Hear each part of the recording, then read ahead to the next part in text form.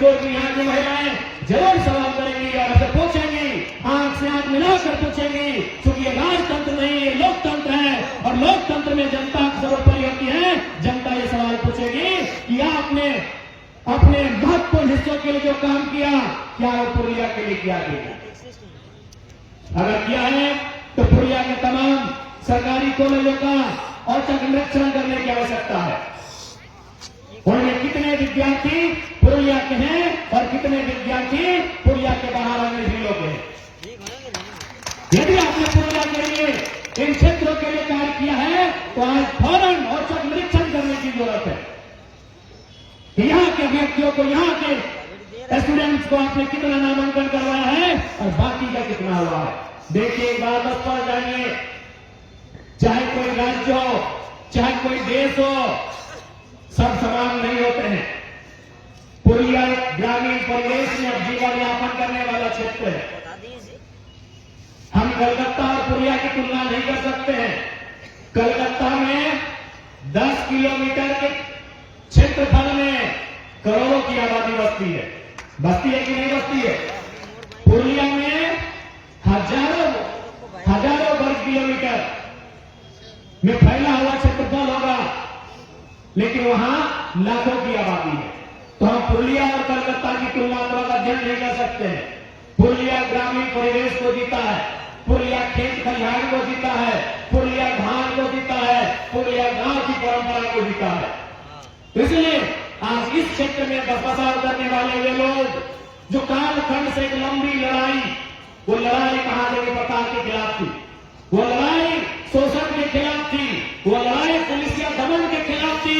जिस लड़ाई को यहाँ के लोगों ने लड़ा था, उस लड़ाई का परिणाम तो इन्हें नहीं मिला, लेकिन उन्होंने संतोष किया बंगाल का हिस्सा बनकर। तो आज दीदी को इसका जवाब देना होगा, बिल्कुल देना होगा, और नहीं तो इस बार जंगल वहां की बाजियों से एक आवाज आएगा और उस आवाज से पूरा बंगाल मिलेगा। इस बात को भी ध्यान रखने की आवश्यकता है। आज चाहे राज्य की सरकार हो या केंद्र की सरकार हो, केवल अपने पूंजीपति मित्रों का उन्होंने घर चलाने का काम किया है। आज दीदी बोले, मोदी के बोले कि अपनी पूंजीपति लोग पॉलिटिकल पार्टी बोटे, अपना सभी पूंजीपति बोटे, लेकिन अपनी सवाई जाने एक बंगाल धोती शारदा चीट फंड घोटाला हुआ है, उसका जांच निकलवाने की आवश्यकता होनी चाहिए। नारा स्टिंग ऑपरेशन भी हुआ है इसी बंगाल की धरती में। आज दीदी ठहाका मार के कहती हैं कि हम भारतीय जनता पार्टी को अपने बंगाल में देखना पसंद नहीं करते हैं, लेकिन जब नारा स्टिंग ऑपरेशन होता है उसमें तृणमूल कांग्रेस और भाजपा के कई बड़े नेता पाए जाते हैं और उस फाइलों को बंद कर दिया जाता है, तब चोर मसेरे भाई बन जाते हैं। किससे छुपा है? जिस प्रकार देश में सहारा का स्कीम सामने आता है, गरीब लोगों ने अपने पसीने से कमाई हुई, अपने पसीने से पाई कमाकर सहारा में पैसा जमा किया था। आज जो स्थिति सहारा का हुआ है, वही बंगाल में शारदा घोटाला के नाम से भी जाना था, जिसमें कम लागत लगाकर ऊंची ब्याज और ऊंची प्रॉफिट की लाभ देकर जो गरीब जनता का, भोली भाली जनता का पैसा कलेक्ट किया गया। और आज उन कंपनियों का क्या हुआ? आज उन पे कार्रवाई का क्या हुआ? आज जिन लोगों ने निवेश किया था, और निवेश करने वाले लोग आज आत्महत्या करने लगे हैं, उनकी पीड़ा का क्या हुआ? ये सवाल तो वाजिब है और ये सवाल पूछना बनता है। क्या भूल गए बंगाल वासियों? शारदा चीट फंड घोटाला भूल गए क्या? इसमें कसूर आपका नहीं है। आज देश की राजनीति ने जनता के स्तर को इतना कम कर दिया है, वो अपने दिनचर्या के जीवन में, वो अपने दैनिक जीवन में फंसकर उलझ कर रह जाते हैं कि उन्हें इतने बड़े घोटाले बहुत कम समय में भुला दिए जाते हैं। आज उनके पास समय कहां रहा कि इन विषयों पर बात कर पाए, इन विषयों को याद कर पाए? उनके पास समय कहां है? आज दैनिक जीवन में इतने मशगूल हो गए हैं जनता, अब करे भी तो क्या करें? कि साधु संत सन्यासी है नहीं, घर परिवार चलाने वाले लोग हैं, परिवार है, बच्चे हैं, उनके लिए जीना पड़ता है, उनके लिए करना पड़ता है, इसलिए घोटालों को भी भूल जाते हैं। लेकिन याद रखिएगा, समय के गर्भ में कुछ अगर दफन हो जाता है तो समय के साथ वो चिंगारी बन के वापस भी आता है। और इस बार चाहे भारतीय जनता पार्टी रहे या तृणमूल कांग्रेस रहे, मुझे लगता है बंगाल की जनता को और विशेषकर जंगल महल, पुरलिया, बांकुड़ा, झारग्राम, मेदिनीपुर, वहां की जनमानस को उनसे सवाल भी करना होगा और उनसे हिसाब भी मांगना होगा। क्योंकि अगर राज्य में जोड़ा फूल की सरकार है तो केंद्र में कमाल फूल की सरकार है। जोड़ा फूल ना, जोड़ा फूल की जोड़ा पाठ, घास फूल। राज्य में अगर घास फूल की सरकार है तो केंद्र में कमल फूल की सरकार है, और बंगाल की लोगों ने दोनों सरकार को बनाया। राज्य की सरकार को लगभग 294 विधानसभा सीटों में से 200 सीट दिया है ना, बताओ 200। और केंद्र की भी सरकार को लगभग 42 कितना सांसद है अपने यहाँ, 42, 17 दिए है ना, 17, जिनके यहां से कौन है, ज्योतिर्मय महतो। यानी आपने दिल्ली की सरकार को भी 17 एमपी भेजे हैं, किस लिए? फोटो खिंचाने के लिए। ये मोदी जी के भाषण बनाए तो खाली पेपर ठोकने के लिए यहां पहुंचेंगे, यहां के मुद्दों को ले जाने के लिए, यहां की समस्याओं को ले जाने के लिए। आप देखिए, मैं बंगाल की तमाम जनता से कहूंगा, आप झारखंड विधानसभा में डिबेट, झारखंड विधानसभा में डिस्कशन देखिए, जब जयराम महतो खड़ा होता है तो कभी गड़बड़ की बात नहीं करते हैं, सीधा मुद्दों की बात करते हैं। हमने 4 सेशन में भाग लिया है, चारों सेशन में किसी भी कार्यक्रम को मेरा जाके देखिए, झारखंड विधानसभा की टीवी से निकालकर हमने न कभी इधर उधर की बात नहीं किया है, हमने सीधा झारखंड के मुद्दों की बात को किया। तो आज केंद्र को भी हमने, बंगाल के लोगों ने 17 एमपी दिया है, तो कह दिया है, कह दिया है। मैं हमारे धनबाद बोकारो वाले कोयला का कमीशन लेते हैं, इधर वाले बालू का कमीशन लेते हैं क्या? बंगाल में कोयला नहीं है, कोयला सब झारखंड वाले हम लोग ले गए, धनबाद बोकारो वाले कोयला ले गए, इसलिए आप लोग को बोले करके अलग नहीं होना है, आप लोग अलग हो गए कम से कम। तो क्या जिस प्रकार हमारे धनबाद के लीडर्स कोयला पे कमीशन लेते हैं, क्या बंगाल वाले केवल बालू में कमीशन लेने के लिए यहां से चयन होकर गए हैं? और नहीं गए हैं तो जनता के मुद्दे कहां हैं? केंद्र की सरकार को भी इसका जवाब देना होगा, और राज्य की सरकार को, चूंकि भारत एक लोकतांत्रिक देश है और लोकतांत्रिक व्यवस्था कब करवट लेगी ये कोई नहीं कह सकता। एम्बुलेंस को थोड़ा बढ़िया से रास्ता दे दीजिएगा। लोकतांत्रिक व्यवस्था कब करवट लेगी ये कोई नहीं कह सकता। इसलिए आज जो उलगुलान झारखंड की धरती से आया है, जो उलगुलान झारखंड की धरती से वहां के नौजवान लेकर आए हैं, उसका परस्पर सहयोग कहीं न कहीं बंगाल की धरती से मिल रहा है। और निश्चय ही आने वाले दिनों में हमारे बंगाल के जंगल महल के, पुरलिया के लोगों के जो समस्याएं होंगी, उन पर उसी आवाज के साथ, उसी बुलंदी के साथ, उसी मजबूती के साथ हम लोग लड़ते हुए दिखेंगे, जिस मजबूती के साथ हम लोग जान चल में लड़ते हैं। आज झारखंड में आंदोलन का दूसरा नाम जेल कैंप है। किसी को कुछ होता है तो उन्हें पहले जेल कैंप को याद करते हैं, वो भले सरकार की पार्टी के क्यों ना रहे, क्योंकि उन्हें भी मालूम है अगर संघर्ष के लिए कोई आगे कदम बढ़ाएगा तो जेल कैंप के लोग बढ़ाएंगे। इसलिए आज बंगाल पुरलिया के टैक्सी स्टैंड से यहां के जनमानस को ये साफ शब्दों में कहना चाहेंगे, जो तो घने घने से আপনি সবার আমি এইটাই গল্প করতে যাই কি এবার এই ভূগোলের সমীকরণে ভূগোলের যে পরিস্থিতি আছে, এই যে রাজনৈতিক স্থিতি পরিস্থিতি, এই স্থিতিকে চেঞ্জ করবার দরকার আছে। কেন চেঞ্জ করবার দরকার আছে? पॉलिटिकल, भारत एक पॉलिटिकल कंट्री है, यहाँ हर एक चीज राजनीति से रिलेटेड है, यहाँ हर एक चीज राजनीति से प्रभावित है। और यदि हम राजनीति को नहीं समझेंगे, यदि हम राजनीति में अगर सुधार नहीं लाएंगे तो हमारे जीवन में सुधार नहीं आएगा। हम मानते हैं क्योंकि बंगाल एक कल्चरल आइडेंटिटी रखने वाला स्टेट है। हमारे जो लोग यहाँ पर हैं, इनकी विभिन्न प्रकार की मान्यताएं हैं, विभिन्न प्रकार की आस्थाएं हैं, विभिन्न प्रकार की धार्मिक मान्यताएं, धार्मिक आस्थाएं हैं। लेकिन एक बात कहेंगे, आज के दौर में बदलाव यदि कहीं से होगा तो राजनीतिक गलियारों से होगा, धार्मिक मान्यताओं और आस्थाओं से संभव नहीं है। हम लोग हर एक धर्म, हर एक पंथ का आदर करते हैं, लेकिन जो सच्चाई है, क्योंकि विज्ञान के दौर में हम लोग कदम रखे हैं, वैज्ञानिक सोच के साथ चलने वाले युवा हैं, तो सच बात कहते हैं। आज अगर बदलाव होगा तो राजनीतिक गलियारों से होगा, कानूनों से होगा, कानूनों में संशोधन से होगा, विधेयकों से होगा। आस्थाओं से बदलाव अगर होगा तो भारत से बड़ी आस्था दुनिया में कहीं नहीं है। भारत में जितने धार्मिक मान्यताएं हैं पूरी पृथ्वी में कहीं नहीं है। विभिन्न प्रकार की आस्थाएं हैं यहाँ पर, विभिन्न प्रकार के पंथ हैं यहाँ पर, सभी की अपनी अपनी मान्यताएं हैं।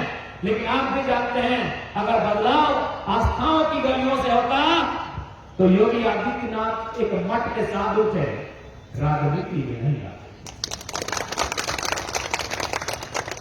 और इसी साहब किसी मस्जिद का पादरी बनना या मौलवी बनना पसंद करते, राजनीति संसद में नहीं आते।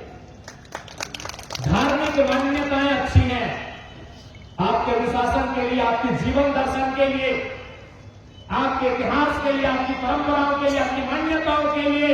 लेकिन बदलाव अगर इस देश में आएगा, बदलाव अगर इस राज्य में आएगा तो राजनीतिक व्यवस्थाओं से आएगा, वैज्ञानिक सोच से आएगा।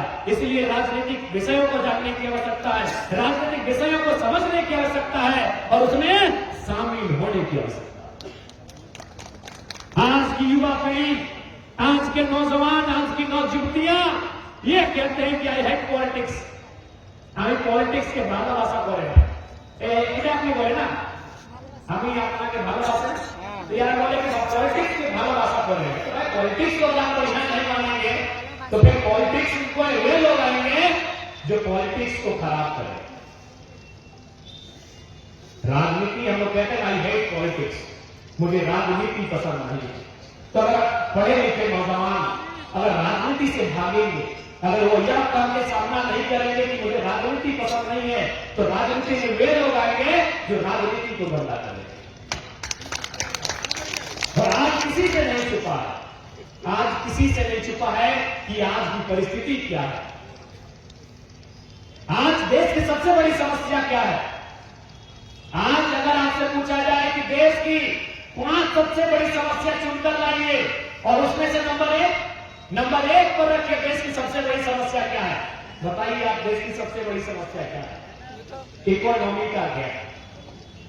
आप जितने लोग बैठे हैं, चाहे दुकानदार भाई हो, चाहे स्टूडियो वाले भैया हो, चाहे हमारे जो भी दुकानदार वाले भैया, टाउन होटल वाले भैया हो, चाहे श्याम पर्क हाउस वाले भैया हो, चाहे जयश्री कलेक्शन वाले भैया हो, या जितने लोग आए हैं, जितने लोग सुन रहे हैं, जितने लोग इस देश में जी रहे हैं, साधुओं को छोड़कर, सन्यासियों को छोड़कर, महात्माओं को छोड़कर, सभी लोग इकोनॉमी के लिए जी रहे हैं। ये कड़वी सच्चाई है, इसको मानिए। यहां बैठा हर एक शख्स, ये जो बगल में वर्दी वाले पुलिस वाले भैया हैं, अगर इनको हम कहते हैं कि सरकार आपको वेतन नहीं देगी, तो ड्यूटी करेंगे? नहीं करेंगे। इन दुकानों में जो भाई लोग झाड़ू पोछा का काम कर रहे हैं, अगर मालिक कहते हैं कि आपको वेतन नहीं देंगे, वो काम करेंगे? नहीं करेंगे। यानी एक आम व्यक्ति, चाहे आम व्यक्ति रहे चाहे खास व्यक्ति रहे, वो जीता है इकोनॉमी के लिए। और देश की सबसे बड़ी प्रॉब्लम है इकोनॉमी का गैप। अब तो आंकड़े आपके सामने हैं कि हमारे देश के 1% अमीरों के पास इस देश की 50% पैसा है। सबसे बड़ी समस्या है सबसे बड़ी समस्या है आर्थिक असमानता। यदि आर्थिक समानता होती तो आधी समस्या ऐसे समाप्त हो जाएगी। वो किनके कारण है? किनके कारण है? राजनेताओं के कारण। किनके कारण है? ब्यूरोक्रेट्स के कारण। यदि आज अडानी साहब अवैध रूप से अपना वर्चस्व स्थापित कर रहे हैं तो अपने दम पर नहीं, राजनीतिक पार्टनर मोदी जी और उनके नेतृत्व में काम करने वाली ब्यूरोक्रेट्स के कारण। आप दुनिया के उद्योगपतियों के बारे में जानिए, उन्होंने पैसा कैसे कमाया। मार्क जुकरबर्ग, क्योंकि सबसे ज्यादा उनको जानते हैं, दीदी भी जानती है उनको, क्योंकि मोबाइल में जो वीडियो इनका जाएगा वो फेसबुक में जाएगा। सबसे ज्यादा यहां जो लोग बैठे हैं वो किनको जानते हैं? Mark Zuckerberg. क्या काम है उनका? वो अमीर है। किस कारण है? उन्होंने एक सर्च किया है, उन्होंने एक प्रोजेक्ट तैयार किया है, उसका नाम है फेसबुक। लेकिन भारत में क्या करते हैं अडानी और अंबानी, चाहे कोई रहे, वो हमारे ही पैसा को बैंक से लेकर लोन लेके आते हैं। ना उनकी क्रिएटिविटी होती है, ना उनका दिमाग खर्च होता है, वो हमारा ही पैसा जो बैंक में है उसे लोन लेते हैं और अपने पॉलिटिकल मित्रों से पॉलिसी बनाते हैं और उन्हीं से हमारा जमीन भी लेते हैं। तो जब तक यहां का नौजवान ये समझेगा नहीं, सोचेगा नहीं, कैसे देश बदलेगा? न भजन करने से देश बदलेगा, न इबादत करने से देश बदलेगा। जब नौजवान सोचेगा और नौजवान जब सवाल करेगा तब देश बदलेगा। बिल गेट्स अगर दुनिया में धनी है तो माइक्रोसॉफ्ट के कारण है, हम उनको बुरा नहीं कह सकते हैं, लेकिन अडानी को अरावली का पहाड़ चाहिए ना। तो ये अंतर है दुनिया के बिजनेसमैन में और भारत के बिजनेसमैन में, ये अंतर है। वे लोग रिसर्च करके आगे बढ़ते हैं, वे लोग अपने माइंडसेट से आगे बढ़ते हैं, वे लोग कोई प्रोजेक्ट बनाते हैं, और ये लोग जनता का पैसा बैंक से लेते हैं और फिर जनता की जमीन भी लेते हैं। तो कैसे ये बदलेगा? ये तब बदलेगा जब जो लोग पॉलिटिक्स में हैं उन पे आप कंट्रोल करेंगे। बस कहने को है, बस कहने को है कि ये देश of the people, by the people, for the people, जनता को, जनता के लिए, जनता के द्वारा है। केवल 5 साल में एक बार वोट देने के टाइम, केवल 5 साल में एक बार वोट देने के टाइम ये देश जनता के हाथों में होता है। उसके बाद जनता सड़कों में होती है और नेता गालों में होते हैं। इस व्यवस्था को बदलना होगा और ये व्यवस्था एक दिन में नहीं बदलेगी, लेकिन बदलेगी। आज देखिए एक नया विधायक, एक नौजवान विधायक झारखंड में बना है और आज आपको मालूम होगा, कई बार आपके पुरलिया के लोग हमसे मिलने गए, पूछिए कि हमको ठीक से मिल पाए? नहीं मिल पाए। क्यों नहीं मिल पाए मालूम है? क्योंकि मेरा जन्म हुआ है धनबाद जिला में और हम जहां से विधायक बने वो गिरिडीह जिला है और हमने एक प्रतिज्ञा लिया है, मैंने एक शपथ लिया है कि मैं अपने जिले से बाहर 1 इंच जमीन नहीं कर दूंगा। देश ऐसे नहीं बनता है, भाषणों से नहीं बनता है, देश एक विचार से बनता है और वो विचार आपके अंदर तभी आएगा जब सच में आपके अंदर निष्ठा है। अपने लोगों को तकलीफ में रोते हुए देखकर आपके अंदर अगर सच में तकलीफ है तब देश बदलेगा। ये लोग भाषण देते हैं हम गरीबों का अच्छा करेंगे और पता चलता है जो पॉलिसियां बनाते हैं वो अपने उद्योगपति मित्रों से पूछकर बनाते हैं। आज एक नया विधायक राजनीति में आया है, मेरा अपना घर इसलिए मेरे विधानसभा में नहीं है क्योंकि मेरा विधानसभा मेरा जिला में नहीं पड़ता और हमने प्रतिज्ञा ली है, ईमानदारी से बोलिए, जिस दिन भारत के लगभग 4800 विधायक, भारत के लगभग 790 सांसद अगर प्रतिज्ञा ले ले कि मेरा अपने जिला के बाहर 1 इंच जमीन नहीं होगा, सोचिए आधी समस्या का समाधान आधे महीनों में हो जाएगा। जिस दिन ये प्रतिज्ञा ले ले कि भाई मैं उस जिले में भी तो कोई लोग रहता हो, अगर हम उसकी प्रॉपर्टी लेंगे तो गरीब होगा, ऑटोमेटिकली गरीब होगा। अगर हम किसी की प्रॉपर्टी खरीदने जा रहे हैं तो अमीर होगा कि गरीब होगा? तो ये तो हमारे यहाँ के लीडर्स की लीडरशिप है जिनमें दुर्गामी सोच का घोर अभाव है, जिन लीडर में दुर्गामी सोच का घोर अभाव है।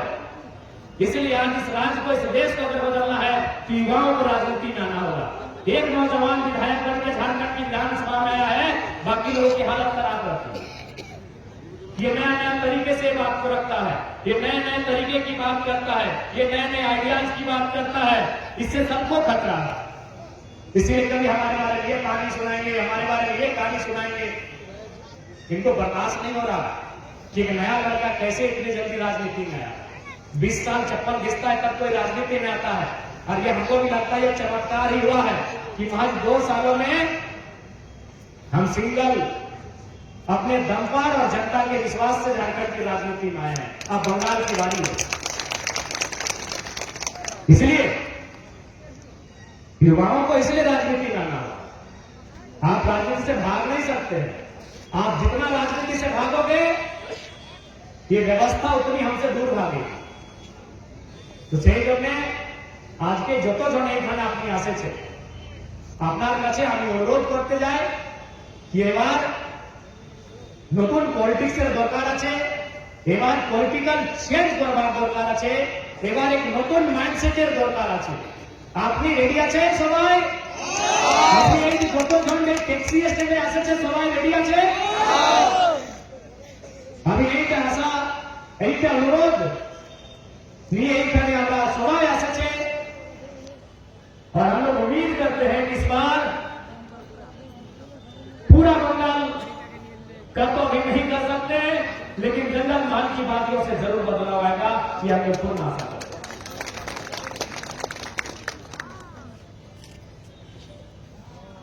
और साथ ही साथ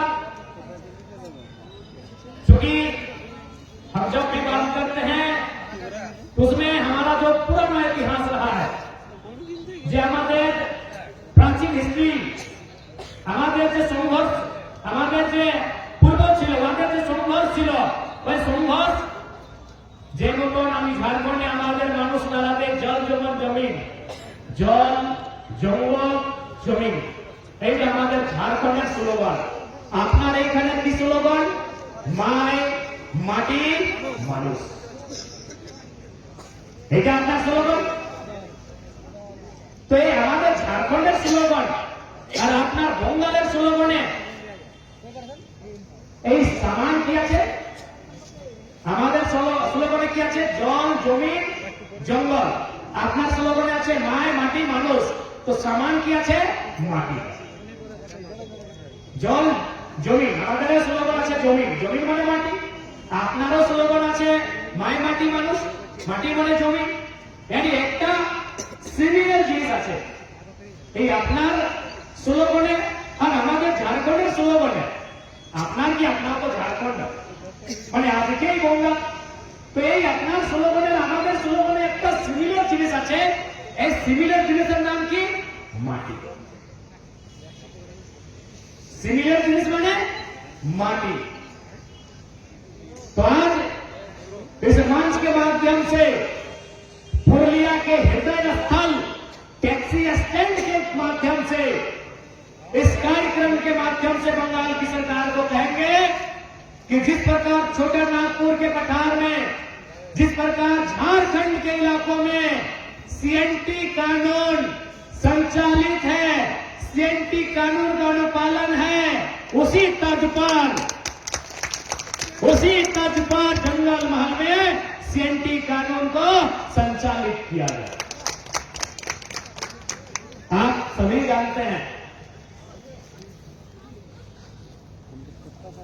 जमीन और मिट्टी है तो सब है, नौकरी सब नहीं करेंगे, व्यवसाय भी सब लोग नहीं करेंगे। कुछ लोग व्यवसाय करना भी बहुत कठिन काम है, बहुत बड़ा धीरज और संयम आपको रखना पड़ता है। खेती बाड़ी लेकिन सब कर सकते। जमीन अगर आपका रहेगा, आप अगर नहीं कुछ हुआ तो कम से कम हम ये बात कहते हैं कि हमारे बापेर बाड़ी अच्छे, बापेर चास अच्छे। हम अपने आप को तसल्ली देते हैं, नहीं कर पाए। हम तैयारी करने कलकत्ता गए, हम तैयारी करने दिल्ली गए, हम तैयारी करने पटना गए, हम तैयारी करने रांची धनबाद गए, लेकिन क्योंकि कंपटीशन का जमाना और सच्चाई भी है कि जितने भाई जितने बहन तैयारी करने के लिए घर से निकले हैं, जिस एग्जाम की तैयारी करने निकले हैं उसमें अगर 1000 सीट है तो लाख अभ्यर्थी होते हैं, सबका सिलेक्शन नहीं होता है। लेकिन जब वो घर वापस आते हैं, जब वो नाउमीद होकर घर आते हैं, तो उनकी माँ या पिता बोलते हैं कि कोई बात नहीं, जा सकता भावना थोड़ी है ना, किले भावना करे है, कोशिश करना है, कोई भालो कोशिश करना है, आपन दिए कोनो को भी नहीं रखना है, कोनो बात नहीं है, चास्ता है, खेतता है, यह गोड़िया खेतता है, एक चासे 6 महीना दोषी के खावे, एगो तसल्ली मिलता है, एगो तसल्ली मिलता है कि अपनी एंटी की बोले गोड़िया खेत के वहां बोले ना, आप एक भैया कनानी के की बोले, कनानी बोले ना, और बाइट के बधाई बोले, और हीर के हीरे बोले ना, घुटू बोले ना। तो अंतिम समय हम ये उनको तसल्ली जरूर देते हैं कि आपने मेहनत किया, बहुत अच्छा मेहनत किया, ठीक है नहीं हो पाया, जीवन यापन, जीविका उपार्जन, ये जो हमारी जमीन का टुकड़ा है इससे हो जाए। तो इसलिए जमीन का बचना और जमीन को बचाना ये बहुत जरूरी है। इसलिए सीएनटी कानून जंगल महल के क्षेत्र में दीदी आपको संदेश स्पष्ट देंगे, क्योंकि हमें सूचना मिली है, गोपनीय सूचना मिली है कि जो फॉरेस्ट मैदान में मेरा कार्यक्रम था, किसी पुलिस पदाधिकारी के मोबाइल में वो लाइव देखी है, ये हमें सूत्रों से जानकारी मिली है। तो यदि आज भी मेरी बात को आप सुन रहे हैं, इस बात को ध्यान दीजिएगा, क्योंकि आपके बंगाल का ये नारा है, माय माटी मानुष। जी हमें याद आता है कि टाटा नैनो से आप बड़ी तलवार लड़ी थी माटी को बचाने के लिए। आज बंगाल में, विशेषकर पुरुलिया में, अन्य प्रदेशों के बड़े बड़े उद्यमी नजर गड़ाने लगे हैं। अयोध्या के पहाड़ में अन्य प्रदेशों के बड़े बड़े पैसे वाले लोग अपनी नजर गड़ाकर बैठे हैं। जरा सा मौका मिलेगा वो पुरुलिया के साथ साथ अयोध्या पहाड़ को भी चट कर जाएंगे। इसलिए माय माटी मानुष, जो माटी आपका स्लोगन है, उसे बचाने के लिए जो पूर्व में जब झारखंड बंगाल का हिस्सा था, जब बिहार बंगाल का हिस्सा था, और उस समय जो व्यवस्थाएं थी, जो परंपराएं थी, और फिलहाल तो अभी झारखंड में व्यवस्था और परंपरा है सीएनटी कानून, वो आपके इस पठारी क्षेत्र छोटा नागपुर पठार से जो सटा हुआ इलाका है, जिसे हम जंगल महल का प्रांत कहते हैं, वहां उसे इम्प्लीमेंट और उसे सुचारू रूप से संचालन करने की आवश्यकता है, यह आपको कहना चाहिए।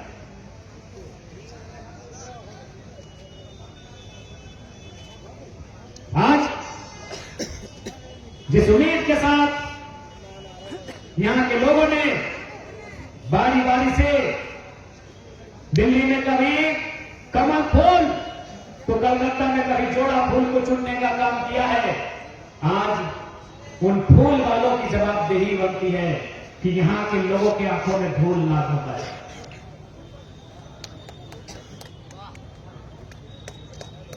उन फूल वालों की जवाबदेही बनती है, दिल्ली में खिलने वाला कमल फूल और कलकत्ता में खिलने वाला जोड़ा पत्ता फूल, कि यहां के लोगों के जीवन में किसी प्रकार का धूल नहीं झोंका जाए। नहीं तो याद रखिएगा, खेती बाड़ी करने वाले लोग हैं, ये फसल काटना जानते हैं, और फूल भी, ये फूल फल सब इनको फसल ही लगता है, ये अलग नहीं है। फूल फल धान सब फसल ही है, इनके लिए फसल ही है, इस बात को याद रखिएगा। और दीदी आप तो बढ़िया जानती हैं, आपसे बढ़िया कौन जानेगा, वो कॉमरेडों की सरकार, वो लाल झंडे की सरकार, अरे आपसे बेहतर कौन जानेगा। यदि कोई अजनबी आदमी बंगाल की धरती में आता था तो सोचने से पहले 7 बार घबराता था कि क्या कभी लाल झंडा यहां से उखड़ेगा, क्या कभी कॉमरेडों की सरकार यहां सपने में भी सोचते थे अगर कोई बिहार का, छत्तीसगढ़, गुजरात का या भारत के किसी हिस्से का आदमी अगर बंगाल आता था दीदी आपसे पहले, तो सोच के भी डरता था क्या लाल झंडा यहाँ से उठेगा? तो यदि लाल झंडा उखड़ सकता है तो दो फूल भी उखड़ सकता है। बस ये बंगाल के लोगों की चेतना का विषय है, ये उनकी जागृति का विषय है। इसलिए आपने तो बढ़िया एक इतिहास की आप साक्षी हैं, आप ही को जाने ভালো, खूब ভালো আপনি জানে कि रेड रिवोल्यूशनरी गवर्नमेंट, रेड फ्लैगের गवर्नमेंट के अपनी কেমন ছুটি দিয়ে দিল। তো আপনি তো খুব ভালো করে জানেন ভাই যে এই বঙ্গালের পরে ছিল রেড গভর্নমেন্ট, ছিল কি না? কত বছর রাজ ছিল আমাদের কন্টিনিউ? 34 34 सालों का शासन, 30 বছরের উপর, 44 30 বছরের উপর। हाँ तो 30 बोली ना आपने? हाँ तो 30 अच्छा 34 34 এখন জিরো আছে। बताइए यही है राजनीति की खूबसूरती। This is the beauty of politics. यही तो खूबसूरती कि जो लोग 34 साल से सत्ता में थे, डर लगता था, सपने में भी सोच रहे हैं क्या ये तो सत्ता से जाएंगे, आज वो जीरो में है, लड्डू में है। यही तो राजनीति की खूबसूरती है। तो है दीदी, और वैसे भी आपका जो प्रिय खेल है वो फुटबॉल है, तो गोल नहीं होता है।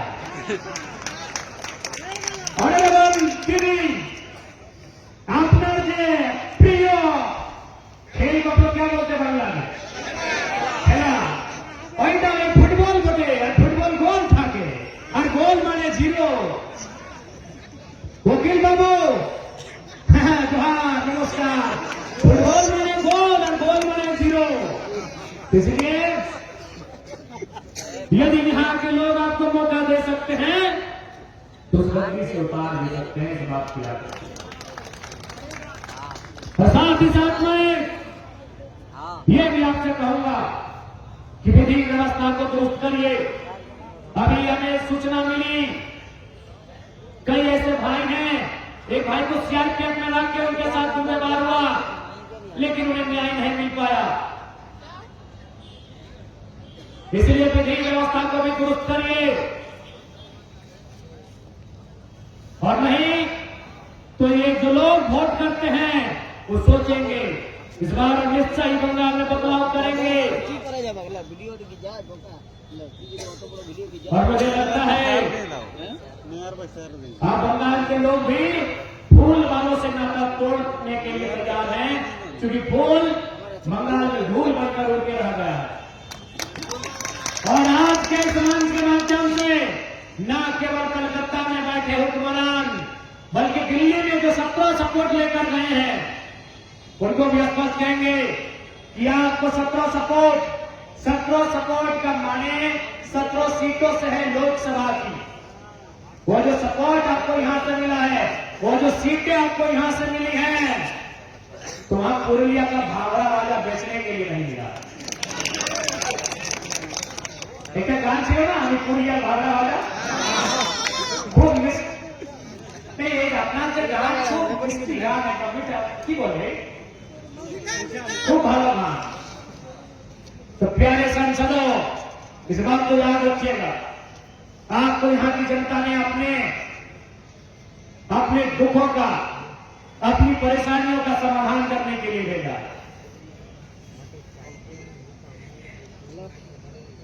इसलिए आज पश्चिम बंगाल की पावन धरती से, शहर के बीचों बीच इस चौराहे से राज्य और देश में जो लोग यहां का प्रतिनिधित्व करने के लिए गए हैं, उन्हें स्पष्ट शब्दों में कहेंगे इस बार बंगाल की धरती में एक नया कारवां, एक नया तूफान, एक नया उलगुलान का आगाज होगा। और ये उफान, ये उलगुलान एक नया को भी आप ध्यान में अपने जहन में रखने का काम करेंगे। और बिल्कुल